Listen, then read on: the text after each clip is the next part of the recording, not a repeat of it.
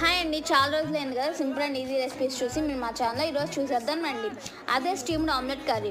ముందుగా ఒక బౌల్లోకి ఎగ్స్, ఉప్పు, కారం, పసుపు, గరం మసాలా, అల్లం వెల్లిపాయ పేస్ట్, పెప్పర్ పౌడర్, జీలకర్ర తీసుకుని బాగా కలుపుకొని పక్కన పెట్టుకోవాలి. ఇప్పుడు ఇంకో బౌల్ తీసుకుని దానికి ఆయిల్ అప్లై చేసుకుని ముందుగా తీసుకుని ఎగ్ మిక్స్చర్ అంతా దీంట్లో వేసుకొని 10 to 15 మినిట్స్ వరకు ఉడికించుకోవాలి కుక్కర్లో పెట్టుకొని. ఇప్పుడు స్టవ్ ఆన్ చేసుకుని ఇంకో ప్యాన్ పెట్టుకుని దాంట్లోకి ఆయిల్ వేసుకుని అది హీట్ అయినాక జీలకర్ర వేసి వేయించుకోవాలి.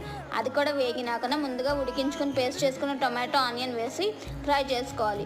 అది కూడా ఫ్రై అయినాక దాంట్లో పచ్చిమిర్చి, కరివేపాకు, కొత్తిమీర, అల్లం వెల్లిపాయ పేస్ట్, ఉప్పు, కారం, పసుపు వేసి వేయించుకోవాలి.